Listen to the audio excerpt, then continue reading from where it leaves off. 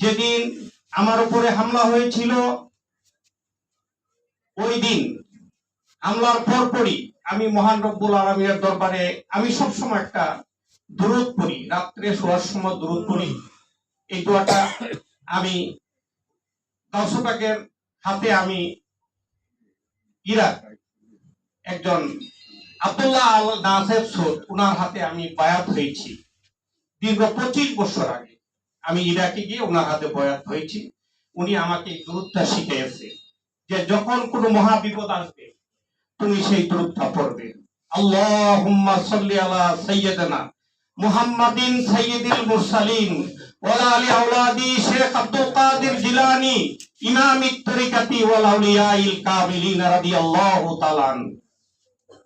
যেদিন 23 তারিখ রাত্রে 10:30 বাজে আমি বাজার করতেছিলাম, দেখি হাঁটি হাঁটি পা পা করে আমার পিছনে 2 জন 4 জন 5 জন 10 জন এভাবে করতে করতে 20 25 30 জন 15 থেকে 20-22 বছরের সব রিক্সা চালকের মতো হিরোইনসির মতো এবং তারা এই সন্ত্রাসীদের মতো আমাকে চতুর্দিকে আস্তে আস্তে ঘিরে ফেলছে। তখন আল্লাহর কাছে আমি এই দোয়াটা আমি মনে করে নিছি যে তারা যেভাবে আমাকে চতুর্দিকে ঘেরাও করছে আমার কোনো আর বাঁচার আমার রাস্তা নাই। আমার একজন প্রোটোকল অফিসার সে কিছুই করতে পারবে না, 20-30 জনের সাথে একজনই কিছুই করার নাই।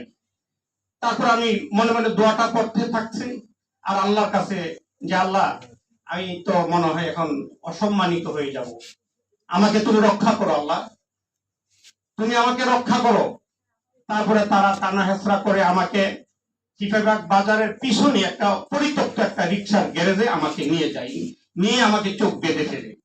তো যাওয়ার সময় আমি আর আমার প্রোটোকল অফিসার যে চিৎকার করেছিলাম বাঁচাও বাঁচাও করে, এখানে মনে গোয়েন্দা সেনাবাহিনীর কিছু লোক ছিল যারা আমার চিৎকারে এখানে সাধারণ জনগণও হাজার হাজার জমাট হয়ে গেছিল। তারাও ব্যাপারটা ওইখানে একটা আলোড়ন সৃষ্টি হয়ে গেছিল যে আমাকে এইভাবে টানা হেসরা করে নিয়ে আমাকে গ্যারেজের মধ্যে নিয়ে আমার চোখ বেঁধে ফেললো। তারপরে সেনাবাহিনীর গোয়েন্দা বিভাগের সিভিলে তারা এই সাথে সাথে ওই গ্যারেজে ঢুকার পরে তারা সেনাবাহিনীর পরিচয় দেয়, দেওয়ার পরে তাদেরকে ভুয়া ভুয়া বলে তাদের গায়েও হাত তুলে এবং তাদেরকেও মারধর করে। তারপরে সেনাবাহিনীর যারা সিভিলে ছিলেন তারা মনে হয় তাদের ঊর্ধ্বতন কর্তৃপক্ষের সাথে কথা বললো, কথা বলার সাথে সাথে 10 থেকে 15-20 মিনিটের মধ্যে চতুর্দিকে সেনাবাহিনী প্রায় 50-60-70-100 জন ঘেরাও করে ফেললো।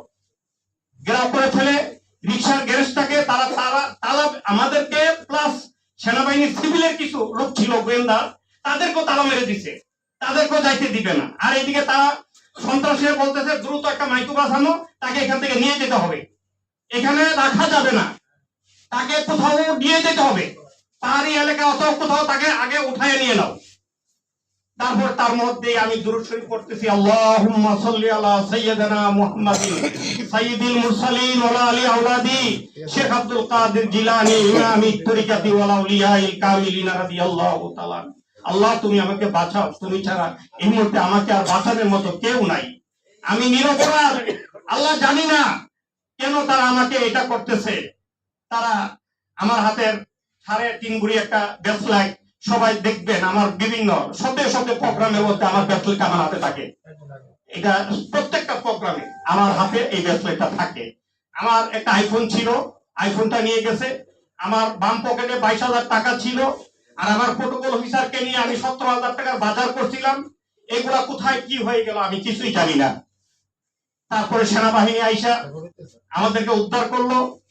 তারপরে উদ্ধার করার পরে সেনাবাহিনী আমাদেরকে বলল যে আগামী দিন 3টা 2 পক্ষ আসেন, কি হয়েছে আমরা দেখব।